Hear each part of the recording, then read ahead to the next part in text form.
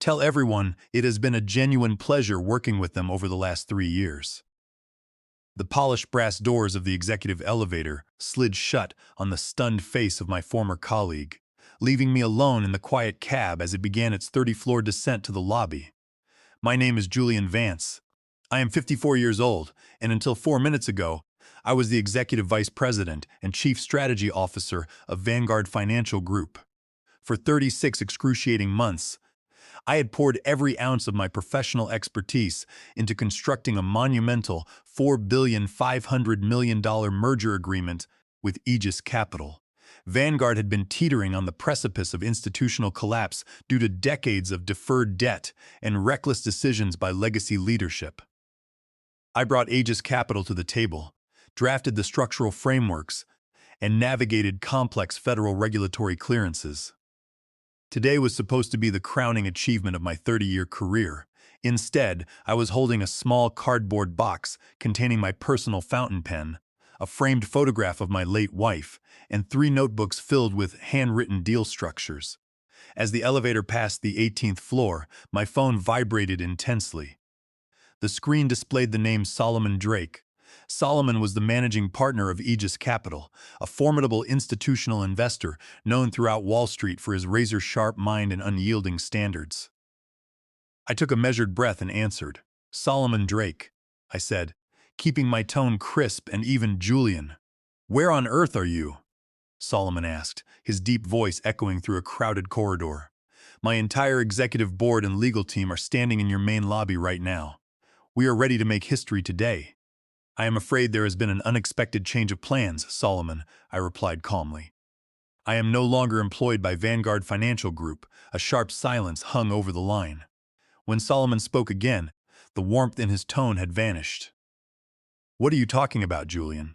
Is this some kind of last-minute negotiating tactic?" "It is no tactic, Solomon," I said smoothly. "I have just been officially terminated from my position."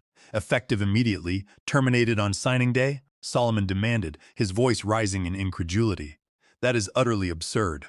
Who could possibly have authorized such a reckless act 30 minutes before signing a $4.5 billion transaction?" The elevator doors opened quietly into the main lobby. Through the glass walls, I could see Solomon Drake standing near the central fountain, surrounded by 8 senior partners from Aegis Capital. Stepping out of another elevator bank was Brianna Thorne, accompanied by her father, Senior Vice President Jeffrey Thorne.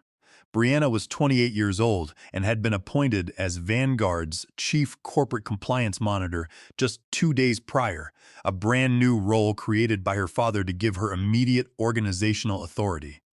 She was holding a leather-bound copy of the Corporate Policy Handbook against her chest, her face flushed with newly acquired authority. "I suggest you speak directly with Vanguard's remaining representatives about how they wish to proceed," I told Solomon quietly. I hung up, placed the phone in my pocket, and walked across the marble floor toward the exit. Solomon spotted me instantly. His expression shifted from confusion to alarm. He shoved his phone away and strode directly toward me. "Julian," Solomon called out, wrapping me in a firm embrace right in the center of the lobby. "What is going on here? Are you ready to walk into the boardroom and sign the merger?" I smiled faintly, aware that Brianna Thorne and Jeffrey Thorne were watching. "Afraid not, Solomon," I said, loud enough for the gathering crowd to hear clearly. "Brianna just terminated my contract 5 minutes ago in my office." "The deal is off." Solomon froze. He slowly turned around to face Brianna Thorne and Jeffrey Thorne. His dark eyes narrowed into icy slits. "You did what?" Solomon asked softly, his voice carrying a lethal edge. Brianna clutched her handbook tighter, stepping slightly behind her father. "I was merely enforcing corporate governance standards, Mr. Drake," Brianna stammered. "Mr. Vance was wearing a customized suit jacket that violates Section 4 of our executive dress code by 3 inches in hem length. Furthermore, he failed to attach the official Vanguard gold lapel pin. As compliance monitor, I exercise my delegated authority to terminate non-compliant personnel." Solomon Drake stared at her in absolute disbelief. "You terminated the primary architect and lead negotiator of a $4.5 billion institutional merger because of 3 inches of suit fabric and a lapel pin?" Jeffrey Thorne rushed forward, sweat glistening on his forehead. Solomon, please, Jeffrey pleaded. This is an unfortunate internal miscommunication. Brianna was overzealous. Julian is highly valued. We can easily void the paperwork, reinstate him, and sign the contracts immediately. Solomon ignored Jeffrey entirely. He turned to his managing partners. Pack up the closing documents, Solomon instructed his team. We are leaving immediately. Joffrey gasped. Solomon, you cannot simply walk away. The contracts are finalized, the escrow accounts are funded with $4,500,000,000, and the press conference is scheduled. Actually, Jeffrey, Solomon replied. Pulling a thick folder from his briefcase, we can walk away without a single penny in contractual penalties. Page 17. Section 4 of our definitive agreement contains a standard key person provision. It explicitly states that the transaction is strictly contingent upon the continuous employment and active executive oversight of Julian Vance. If Julian Vance ceases to serve as Chief Strategy Officer for any reason other than documented illness or death prior to closing, Aegis Capital retains the absolute right to withdraw immediately without liability. Jeffrey Thorne turned to Vanguard's chief legal counsel, who was standing nearby with an expression of horror. Is that true? Jeffrey whispered. The corporate lawyer nodded weakly. Julian personally insisted on inserting that exact key person provision during negotiations to ensure Aegis remained bound to his long-term strategy. He wrote the clause himself. Solomon Drake turned back to me, extending his hand. We shook hands firmly in front of the silent assembly. Julian, Solomon said, warmly, whenever you decide what your next venture will be, call my personal line, immediately. Aegis Capital will back whatever path you choose. Thank you. Solomon, I replied. Solomon Drake and his entire delegation turned and marched out through the glass doors, leaving behind a heavy, suffocating silence. I walked out of the building into the cool morning air. For 30 years, my life had been dictated by 70-hour work weeks, quarter-end filings, and intense negotiations. Now, holding a cardboard box on a Tuesday morning, I felt an unfamiliar sensation washing over me, profound, exhilarating freedom. My cell phone began ringing relentlessly. Text notifications and emails flooded the screen. I reached down, pressed the power button, and shut the phone off entirely. Whatever crisis was unfolding inside Vanguard Financial Group, it was no longer my responsibility to solve. I drove home to my quiet house, poured a glass of freshly brewed coffee, and sat on the rear patio watching the gentle movement of the trees. For 3 solid years, I had not seen my home during daylight hours on a weekday. I had sacrificed my health and personal life to salvage a failing institution, only to be dismissed by an entitled executive relative clinging to a dress code rule. By 6 o'clock that evening, national financial news outlets began reporting on the collapse of the transaction. Headline banners announced that Vanguard's deal with Aegis Capital had broken down unexpectedly. Within 48 hours, Vanguard's stock price plummeted by 32% as institutional investors dumped their holdings. Without the $4,500,000,000 capital injection, Vanguard faced catastrophic liquidity shortfalls. Credit rating agencies downgraded Vanguard's debt to near-junk status, triggering default warnings and raising serious concerns regarding compliance under the Worker Adjustment and Retraining Notification Act if mass layoffs were forced upon the workforce. For the next 14 days, I remained entirely disconnected. I refused calls from media outlets, headhunters, and former peers. Instead, I slept 8 hours every night, cooked real meals, and spent quality time with my younger sister, Audrey, who visited over the weekend. I have not seen you look this healthy in 10 years, Julian, Audrey remarked over lunch. Being fired by that arrogant compliance officer might actually be the greatest blessing of your career. You are probably right, Audrey, I admitted with a soft laugh. But 3 years of my life went into building that recovery plan. It is remarkable how quickly hubris can dismantle years of disciplined strategy. They sacrificed nothing for you, Audrey said firmly. You gave them everything, and the moment a senior executive's daughter wanted to flex authority, they permitted her to humiliate you. Do not go back unless they crawl on their hands and knees. 14 days after my termination, my home landline phone rang. I picked up the receiver and heard the exhausted voice of Senior Vice President Jeffrey Thorne. Julian, Jeffrey said, sounding as though he had not slept in 2 weeks. Please do not hang up. I am calling from the chairman's office with the full executive committee on speakerphone. We desperately need to speak with you. I am listening. Jeffrey, I replied calmly. The situation here is far worse than we anticipated, Jeffrey confessed, his voice cracking. Our market capitalization has collapsed by over 50%. 3 major clients have terminated their asset management contracts. The board has removed Brianna from her compliance role and issued an administrative reprimand against my office. But the bleeding will not stop. Liquidation is staring us in the face. We need you to return and bring Solomon Drake back to the table.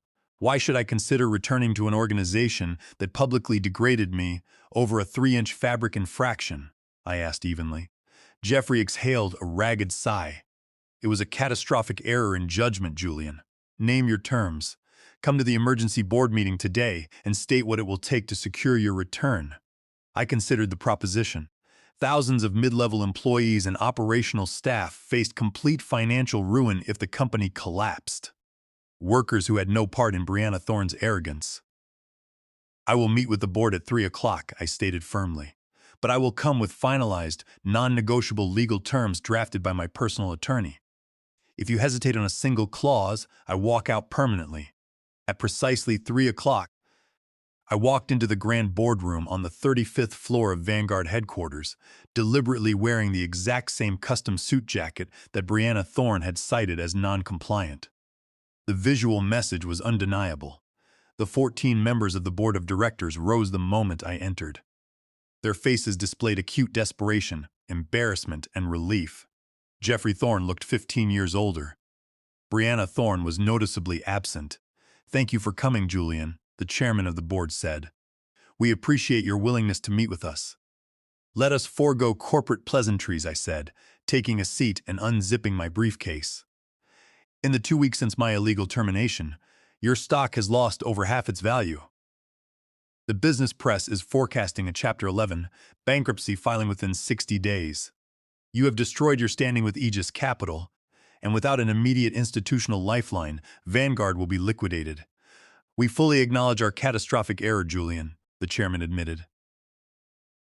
Tell us what is required to bring you back as Chief Strategy Officer.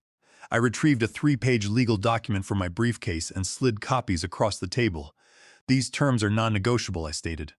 First, full corporate reinstatement with the title of Executive Vice President and Special Strategic Advisor, accompanied by a 3-fold increase in my base salary and an immediate seat on the board of directors.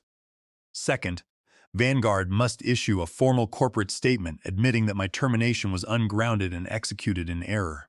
Third, total operational autonomy over all corporate restructuring decisions without interference from Jeffrey Thorne or his family.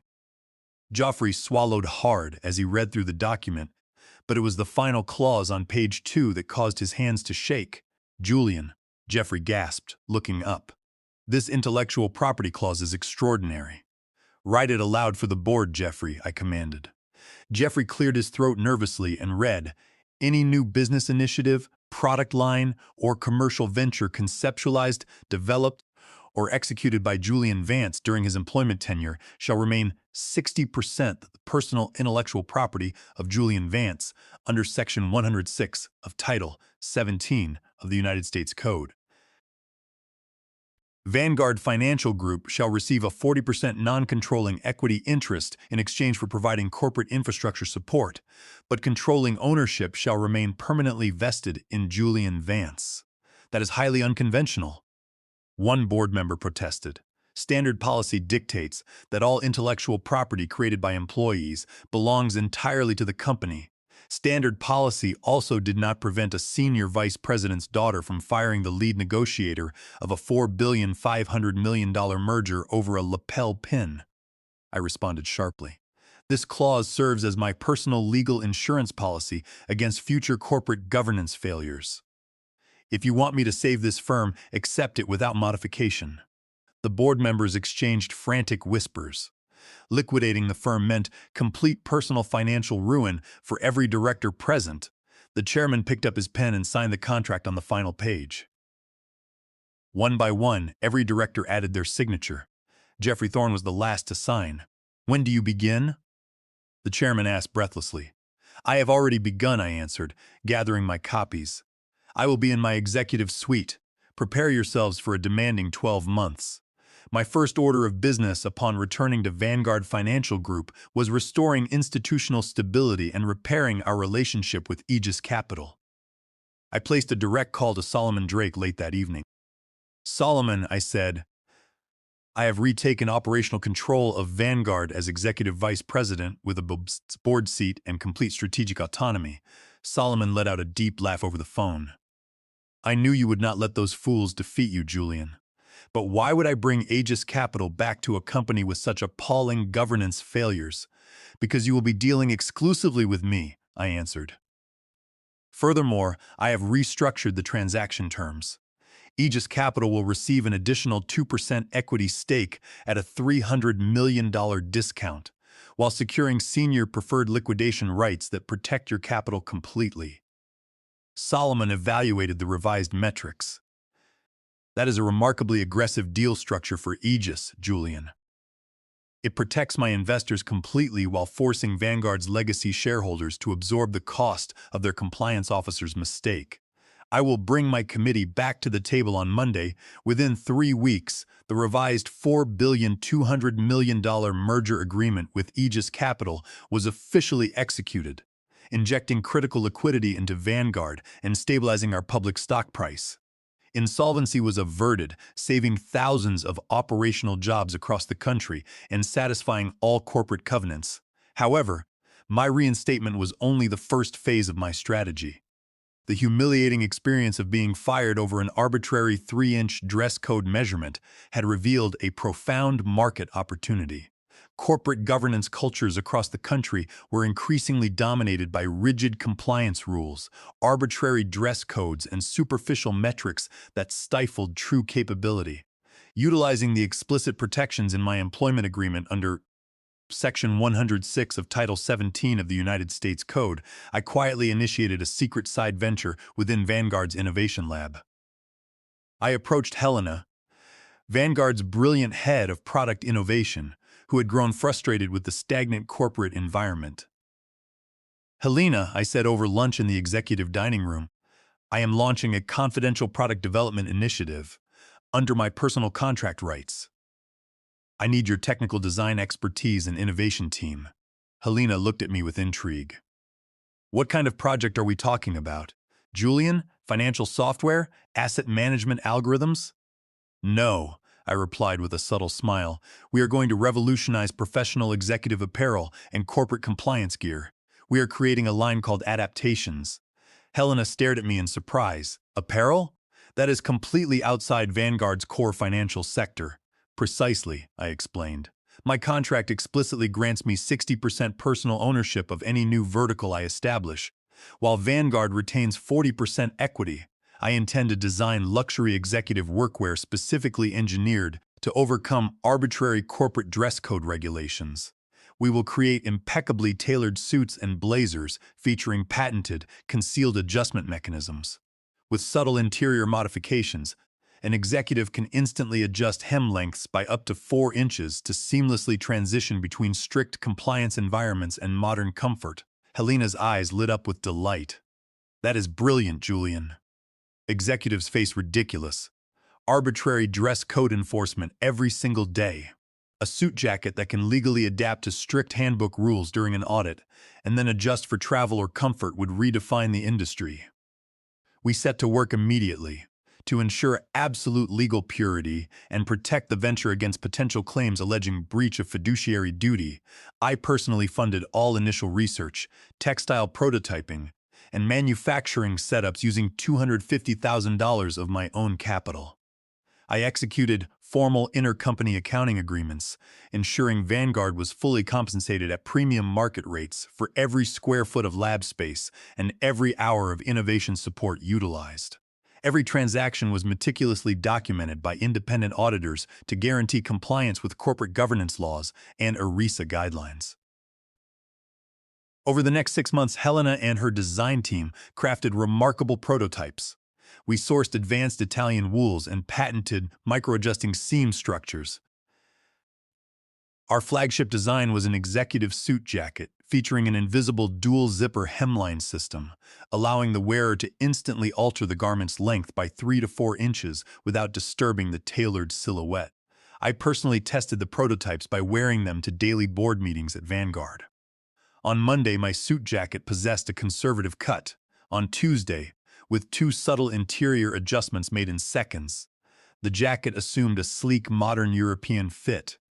Not a single board member noticed the hidden engineering, though several commented on the extraordinary tailoring.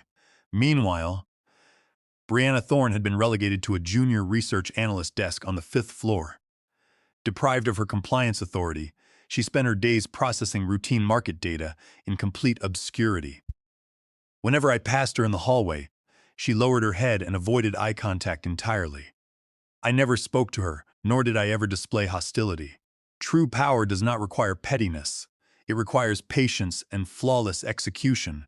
By the end of our 6th month of development, Adaptations had produced a limited production run of 5,000 executive garments, launched a digital commerce platform, and established supply chain partnerships with premier textile mills. The stage was set for a corporate revelation that would forever alter the balance of power within Vanguard Financial Group. 6 months after my reinstatement, I scheduled a mandatory all-hands corporate assembly in Vanguard's auditorium. Over 800 corporate officers, department heads, and board members were present, while another 4,000 employees joined via secure video stream. Sitting in the front row were the chairman of the board and senior vice president Jeffrey Thorne. Seated near the back was Brianna Thorne. I stepped up to the podium wearing one of our signature Adaptations, navy blue double-breasted suits. Behind me, a digital screen illuminated the stage. "Good morning, ladies and gentlemen," I began. 6 months ago, Vanguard Financial Group stood on the brink of total bankruptcy. Through disciplined restructuring and the successful execution of our $4.2 billion merger with Aegis Capital, our core financial operations have fully stabilized. Polite applause rippled across the auditorium. However, I continued, holding up my hand, today we are gathered to announce a fundamental expansion of our corporate footprint, an initiative that represents the future of adaptive executive performance. I clicked a remote control.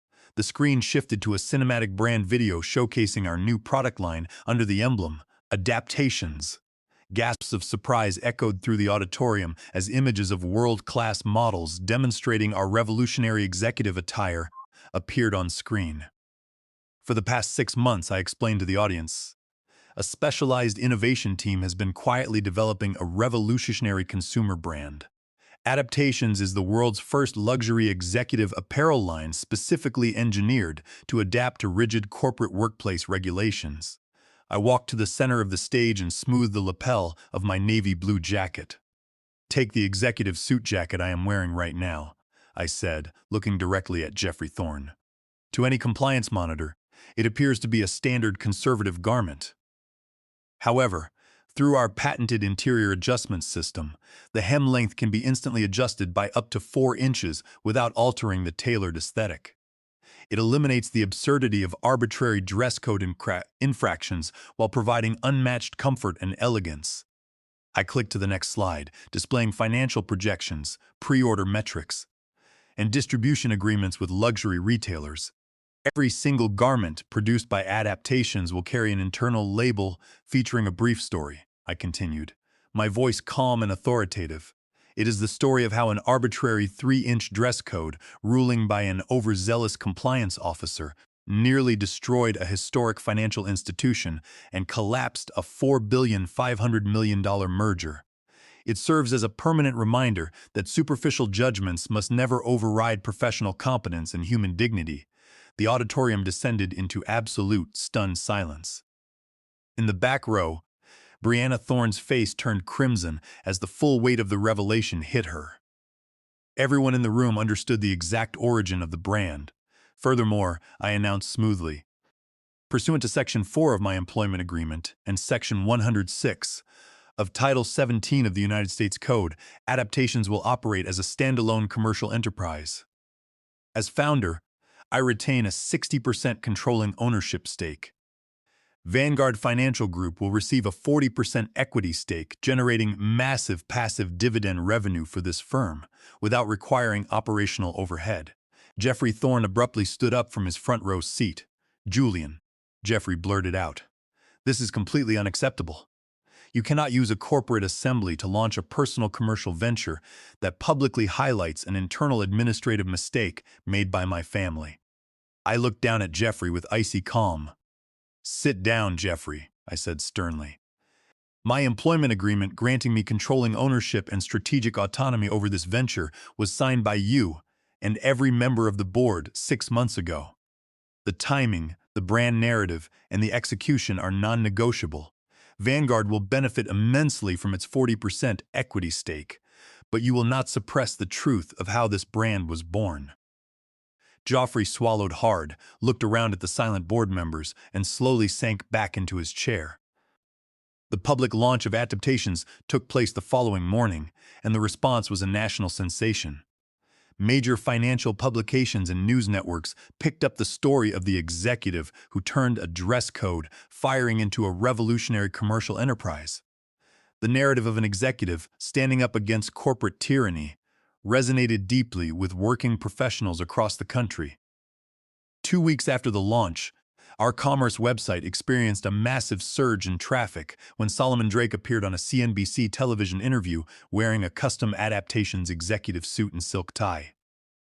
"I wear Adaptations exclusively now," Solomon told the anchor with a grin. "It is the finest executive apparel on the market, and I take immense personal pleasure in supporting a founder who values substance, strategic genius, and integrity over arbitrary corporate nonsense." Solomon's public endorsement caused sales to explode exponentially. Within 90 days, Adaptations generated over $48 million in direct-to-consumer revenue, achieving a higher net profit margin in its first fiscal quarter than Vanguard's entire traditional financial services division. The 40% equity stake retained by Vanguard became the most valuable growth asset on the company's balance sheet. Geoffrey Thorne confronted me in my office late one evening after the quarterly earnings report was released. "You have completely humiliated my daughter on a global stage, Julian," Jeffrey said, his voice trembling with bitterness. "Her name is discussed across the industry as a symbol of corporate arrogance. Oscars have consequences." "Jeffrey," I replied coldly. "When Brianna fired me on signing morning, she did so believing that her family status would protect her from any repercussions while I was cast out into the cold. You sat in silence and permitted it. Adaptations is not about humiliation. It is about accountability and transformation. It is proof that hubris destroys value, while integrity and innovation build empires." On the exact one-year anniversary of my initial termination from Vanguard Financial Group, I convened a final extraordinary meeting of the board of directors. The transformation of the enterprise over the preceding 12 months was remarkable. Vanguard's stock price had fully recovered, trading at an all-time high. The $4.2 billion merger with Aegis Capital was completely integrated, and passive dividends flowing from Adaptations provided unprecedented financial security for the organization. I stood at the head of the boardroom table, looking at the 14 directors who had once signed my demanding reinstatement contract out of sheer desperation. "Ladies and gentlemen," I announced, "today marks the official spin-off of Adaptations into a fully independent corporate entity. As structured under our binding operating agreement, Vanguard Financial Group will permanently retain its 40% equity stake. This stake will yield an estimated $12 million in quarterly dividend income for Vanguard shareholders, guaranteeing that no employee of this firm will face structural layoffs under the Worker Adjustment and Retraining Notification Act for the foreseeable future." The board members erupted into genuine, enthusiastic applause. Even Jeffrey Thorne nodded his head in solemn acknowledgement of the staggering financial reality I had constructed. "However," I continued, "I am also announcing the establishment of the Vance Foundation for Professional Equity, funded annually by 20% of my personal profits from Adaptations. The foundation will provide legal defense grants, executive coaching, and career transition support for working professionals who have suffered wrongful termination, age discrimination under federal guidelines, or petty workplace harassment by arbitrary corporate compliance regimes. I paused, reaching into my briefcase and pulling out a single sheet of paper. Our foundation's inaugural initiative will be the Corporate Redemption Fellowship, I explained. It is an intensive program designed specifically for individuals who have made significant professional errors early in their careers, but who demonstrate genuine humility, self-awareness, and a willingness to undergo personal transformation. I looked directly across the table at Jeffrey Thorne. Yesterday evening, I received an application for this fellowship from your daughter, Brianna Thorne, I revealed softly. Joffrey gasped, staring at me in utter astonishment. Brianna applied to your foundation? She did, I replied, placing the application on the table. Over the past 12 months, while working as a junior research analyst, Brianna has observed the consequences of her past behavior. Her application essay contains an unreserved acknowledgement of her arrogance on the day she fired me. She wrote that she no longer desires to rely on family nepotism or arbitrary compliance authority, but wishes to learn true leadership, professional ethics, and operational humility. Will you accept her application? The chairman asked quietly. I will not sit on the selection committee, I answered firmly. Brianna's application will be evaluated by an independent board of ethics advisors without any special favor or prejudice. If she demonstrates true commitment to growth, she will be admitted. True justice is never found in permanent destruction or bitter vengeance. It is found in forcing accountability and creating pathways for genuine human redemption. 2 months later, the corporate separation of Adaptations was finalized. I officially stepped down from my executive officer role at Vanguard Financial Group, transitioning to a non-executive board seat to maintain high-level strategic oversight. I relocated my primary office to the brand-new corporate headquarters of Adaptations, overlooking the city's skyline. Brianna Thorne was ultimately accepted into the Corporate Redemption Fellowship after a rigorous review process. On her first day in the program, she walked into my office, dressed in a modest business suit, holding a notebook. She stood before my desk for a long moment, visibly nervous, before extending her hand. Mr. Vance, Brianna said quietly, her voice trembling slightly.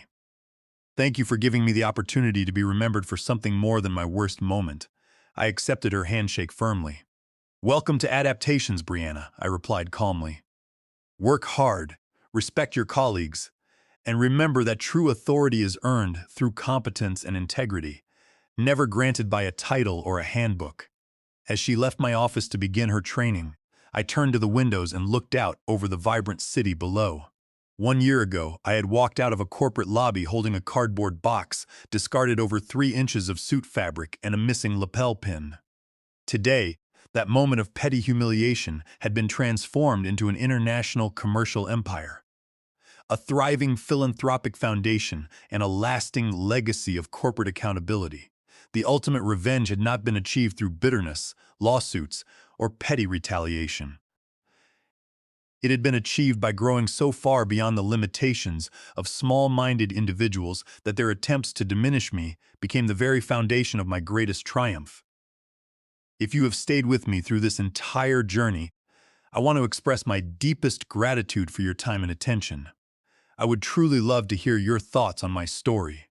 Did the lobby confrontation with Solomon Drake resonate most with you? Or was it the strategic creation of Adaptations and the Redemption Fellowship that touched you deepest? Please share your thoughts and perspectives in the comments section below. I read every single response. If this story provided you with inspiration or value, please hit the like button and subscribe to the channel so we can remain connected. Thank you, and may you always find the strength to transform adversity into your greatest victory.